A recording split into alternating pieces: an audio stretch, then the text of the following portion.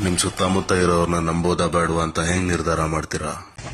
ನಿಮ್ ದುಡ್ಡು ಸ್ಪೆಂಡ್ ಮಾಡಿದ್ರೆ ಅದರಲ್ಲಿ ತಿಂದು ಸಂತೋಷವಾಗಿ ಹೊಗಳಿ ನಿಮ್ ಜೊತೆ ಜಾಲಿಯಾಗಿರ್ತಾರೆ. ಹಾಗೆ ಅವ್ರ ಹತ್ರ ದುಡ್ಡು ಖರ್ಚಾಗಬಾರ್ದು ಅಂತ ಇಂಟೆನ್ಷನಲ್ ಕೂಡ ಇರ್ತಾರೆ. ನೀವು ನಂಬೋರಿಗೆ ಒಂದ್ ಚಿಕ್ಕ ಕಷ್ಟ ಅಂದ್ರೆ ಮೇಲ್ ಬಿದ್ದು ಹೋಗಿ ನಿಮ್ ಕೈಲಾದ ಸಹಾಯ ಮಾಡಿ ಬರ್ತೀರ. ಅದೇ ನಿಮಗೊಂದ್ ಪ್ರಾಬ್ಲಮ್ ಅಂತ ಬಂದಾಗ ಕಂಡ್ರು ಕಾಣ್ದಂಗೆ ನ್ಯೂಟ್ಲ್ ಆಗ್ಬಿಡ್ತಾರೆ. ಲೇಟ್ ಆಗಿ ನೀವು ಮಾಡಿರೋ ಕಾಲ್ಗೆ ರೆಸ್ಪಾಂಡ್ ಮಾಡಿ ಅಸಾಲ್ಟ್ ಆಗಿ ಸಿಲ್ಲಿ ಕಾರಣ ಕೊಡ್ತಾರೆ. ಅದೇ ನೀವ್ ಯಾವ್ದಾದ್ರು ಪ್ರಾಬ್ಲಮ್ ಅಲ್ಲೇ ಲಾಕ್ ಆಗಿದ್ದೀರಾ ಅಂತ ಗೊತ್ತಾದ್ರೆ ನೀವ್ ಯಾರು ಅನ್ನೋದನ್ನೇ ಮರ್ತು ಬಿಡ್ತಾರೆ. ಅಟ್ಲೀಸ್ಟ್ ಹೇಗೆ ಹೋಗ್ತಿದೆ ಅಂತ ಕೇಳಕ್ಕೂ ಬರಲ್ಲ.